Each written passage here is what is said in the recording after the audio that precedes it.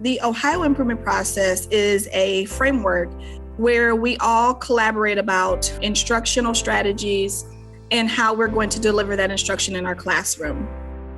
And looking at a comparison of where we were from the fall to the winter, we've gotten really, really excited because our students are performing and they're performing well. The OIP is an organizational strategy that boosts student success by unifying the voice and direction of both teachers and administrators. By working collectively through collaborative team meetings, everyone is given a voice to determine the best path forward. I hear people say, oh, this is just more work, it's busy work, it's paperwork, it's this and that, but it's working smarter, it's not working harder, it's just being more focused on the goal so you're not spinning your wheels and you can see the evidence of what you're doing. At Westgate, the Ohio Improvement Process is implemented and refined during their weekly TBT or teacher-based team meetings. To see us evolve into something where we're getting excited when it's time to come to a TBT meeting and just listening to the conversations and the collaboration and how we're there for each other. And it's not just from a grade level perspective, but it's school-wide. We do follow the 5-step OIP process. We choose a critical need and we get pre-test data and we kind of go from there. The critical need was coming up with a building-wide strategy so that we're all kind of doing the same thing as opposed to everybody doing something individually. Westgate chose teacher clarity as one of their strategies, and with that comes the learning intentions and the success criteria that are communicated to the students.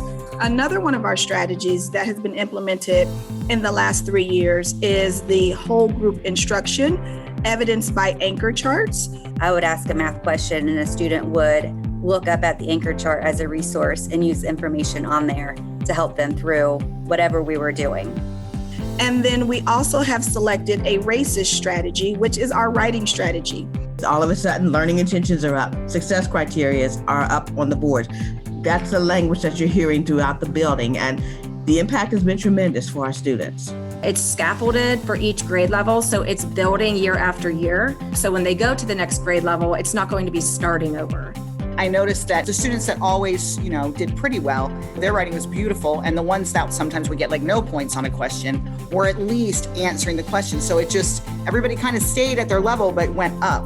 I actually had a 5th grader who jumped from 3rd grade to 5th grade at the end of the year. For me, posting the success criteria really changed how my students looked at what they needed to accomplish within a certain period of time. And they were so excited about that. We noticed that our students were able to respond to prompts better. We noticed that the strategy was working. During our BLT meetings, we would give the first 5 minutes to talk about successes that we've noticed. And during those meetings, you would notice someone from every grade level would have similar successes. Sometimes it just meant we needed to tweak the template that we were using, or we just needed to add one more thing. And us coming all together as a BLT and bringing that information from the TBT really strengthened how we delivered our instruction. My focus is going to be on choosing a better assessment tool than I have. That's so important.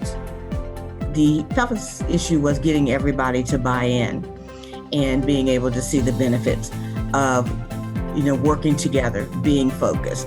All students, whether they were considered higher or a little bit below grade level, they all had something on that paper. A lot of kids were labeling. I was just blown away by it because I've never seen that kind of work done in kindergarten on that particular standard.